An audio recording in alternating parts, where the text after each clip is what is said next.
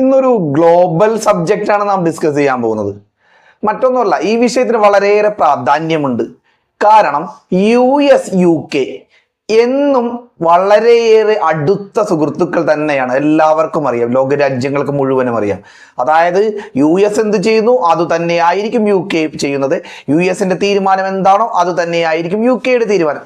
അങ്ങനെ ഒരേപോലെ ഒരമ്മ പെറ്റ മക്കളെ പോലെ പോകുന്ന കുറച്ച് യൂറോപ്യൻ രാജ്യങ്ങളും അമേരിക്കൻ രാജ്യങ്ങളും ഓസ്ട്രേലിയ, കാനഡ അതേപോലെയുള്ള കുറച്ച് രാജ്യങ്ങളുണ്ട്. പക്ഷേ US കാലാകാലങ്ങളായിട്ടുള്ള ഒരു നിലപാടിനെ എതിർത്ത് പറഞ്ഞിരിക്കുകയാണ്. US നിലപാട് തള്ളിയിരിക്കുകയാണ് UK, അതായത് ബ്രിട്ടീഷ് പ്രധാനമന്ത്രി കെയർ സ്റ്റാർമർ. സംഭവം മറ്റൊന്നുമല്ല, ഐക്യരാഷ്ട്രസഭയിലെ 193 അംഗരാജ്യങ്ങളിൽ 147 അംഗരാജ്യങ്ങളും അംഗീകരിച്ചിട്ടുണ്ട് പലസ്തീൻ എന്ന രാജ്യത്തെ.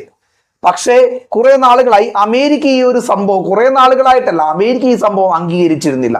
പല സമയവും പലസ്തീനെതിരെ പല കാര്യങ്ങളും അമേരിക്ക തങ്ങളുടെ വീറ്റോ പവർ വരെ ഉപയോഗിച്ചിരുന്നു. പക്ഷെ ഇതിന് വിരുദ്ധമായി ഞാൻ ഇത് ഗ്ലോബൽ ന്യൂസ് ഇത്ര ഇമ്പോർട്ടൻ്റ് ആണെന്ന് പറയാൻ കാര്യം, അമേരിക്കയുടെ ഈ ഒരു താല്പര്യങ്ങൾക്ക് വിരുദ്ധമായി UK പ്രഖ്യാപിക്കുവാൻ പോവുകയാണ് എന്നാണ് വാർത്ത. അതായത് പലസ്തീനെ രാജ്യമായി അംഗീകരിച്ചുകൊണ്ട് പലസ്തീൻ രാഷ്ട്രത്തെ അംഗീകരിക്കുന്ന ഒരു സംഭവം UK പ്രഖ്യാപിക്കാൻ പോവുകയാണ്.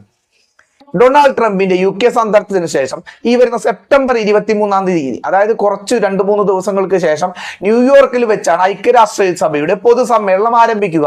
ആ ഒരു സമ്മേളനത്തിന് മുൻപ് പലസ്തീനെ അംഗീകരിച്ചുകൊണ്ടുള്ള പ്രഖ്യാപനം ഉണ്ടാകുമെന്നാണ് കെയർ സ്റ്റാർമറിന്റെ ഭാഗത്തു നിന്നുള്ള ഔദ്യോഗിക വൃത്തങ്ങൾ കൃത്യമായി സൂചിപ്പിച്ചു കിട്ടുന്നത്. ഇത് UK മാത്രമല്ല, കാനഡ, ഓസ്ട്രേലിയ, ഫ്രാൻസ് തുടങ്ങിയ രാജ്യങ്ങളും ഈ ഒരു പലസ്തീൻ അംഗീകരിച്ചു പോകുന്ന ഒരു നിലപാടിലേക്കാണെന്നാണ് ലോകം നൽകുന്ന സൂചന. അത് തന്നെയാണ് ശരി. അപ്പോൾ ഈ ഒരു നിലപാടിൽ നിന്ന് ഒരു വ്യത്യസ്തമാകാൻ കാരണം എന്താണെന്ന് അറിയാമോ? അമേരിക്കയുടെ സകല ഭീഷണികളെ ഇപ്പോഴും അമേരിക്ക അംഗീകരിക്കുന്നില്ല.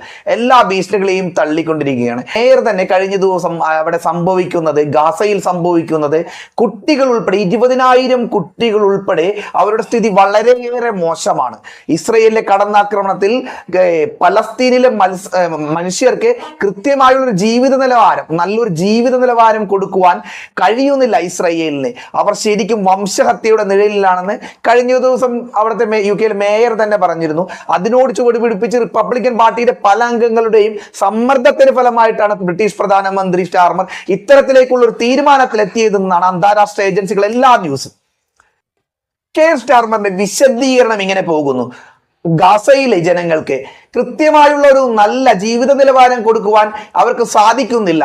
അതിന്റെ പേരിൽ തന്നെ പലസ്തീൻ എന്ന രാജ്യം അംഗീകരിക്കാൻ പോവുകയാണ്, ഇസ്രയേലിനെ തള്ളിക്കൊണ്ട് ഞങ്ങൾ അംഗീകരിക്കാൻ പോവുകയാണ് എന്നാണ് അദ്ദേഹത്തിന്റെ അടുത്ത വൃത്തങ്ങൾ സൂചിപ്പിക്കുന്നത്.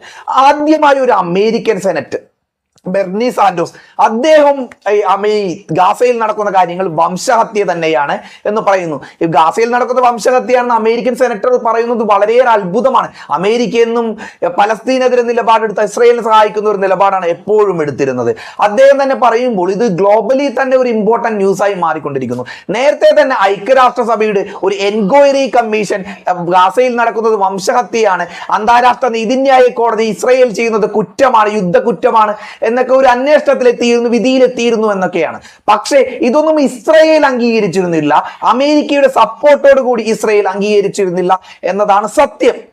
1948 വംശഹത്യ അനുച്ഛേദത്തിന്റെ അല്ലെങ്കിൽ ആ ഒരു കൺവെൻഷന്റെ 5 നിയമങ്ങളിൽ പറയുന്ന 4 ഇസ്രയേൽ കാറ്റിപ്പറത്തിക്കൊണ്ട് ആ നിയമലംഘനം നടത്തി എന്നാണ് അന്താരാഷ്ട്ര നീതിന്യായ കോടതിയുടെ വാദം. പക്ഷെ ഈ ഒരു റിപ്പോർട്ട് ഇസ്രയേൽ അംഗീകരിക്കുവാൻ തയ്യാറായിരുന്നില്ല. അമേരിക്ക അവരുടെ കൂട്ടുണ്ട്. അമേരിക്ക പല കാര്യങ്ങൾക്കും ഐക്യരാഷ്ട്രസഭയിൽ ഈ വീറ്റോ ചെയ്യുകയാണ് നിലപാട്. ഈ ഐക്യരാഷ്ട്രസഭയിൽ തന്നെ 147 രാജ്യങ്ങൾ ഏതായാലും പലസ്തീന്റെ ഒരു രാഷ്ട്രവാദത്തെ അംഗീകരിച്ച് ഇപ്പോൾ മുന്നോട്ട് പോകുന്നുണ്ട്. ആ ഒരു സമയത്ത് അമേരിക്കയുടെ സഖ്യകക്ഷിയായ UK, ഫ്രാൻസ്, ഓസ്ട്രേലിയ, കാനഡ തുടങ്ങിയ രാജ്യങ്ങൾ ഇത്തരത്തിലുള്ള നിലപാടിലേക്ക് പോകുമ്പോൾ അതൊരു ഇമ്പോർട്ടന്റ് ആയ ഒരു ന്യൂസ് ആണെന്നും ഗ്ലോബലി സ്വാധീനിക്കാൻ ഉതകുന്ന ഒരു ന്യൂസായി എനിക്ക് കൃത്യമായി തോന്നി. അപ്പോൾ അന്താരാഷ്ട്ര മാധ്യമങ്ങളുടെ റിപ്പോർട്ടിനെ ഉദ്ധരിച്ചുകൊണ്ടുള്ള ഒരു വാർത്ത നിങ്ങളുമായി പങ്കുവെക്കുന്നുള്ളൂ. ഇത്തരത്തിലുള്ള global politics, global news, informative videos തുടങ്ങിയവ നമ്മുടെ ഈ ചാനലിലൂടെ ഇടുന്നതാണ്. അപ്പോൾ നിങ്ങൾക്ക് വീഡിയോകൾ ഇഷ്ടമായിട്ടുണ്ടെങ്കിൽ നിങ്ങൾ ചാനൽ ഒന്ന് സബ്സ്ക്രൈബ് ചെയ്യുന്ന കാര്യം നിങ്ങൾ ഓർമ്മിപ്പിച്ചുകൊണ്ട് അടുത്ത വീഡിയോയിൽ കാണാമെന്ന വിശ്വാസത്തോടെ നിർത്തുന്നു. എല്ലാ കൂട്ടുകാർക്കും ബൈ.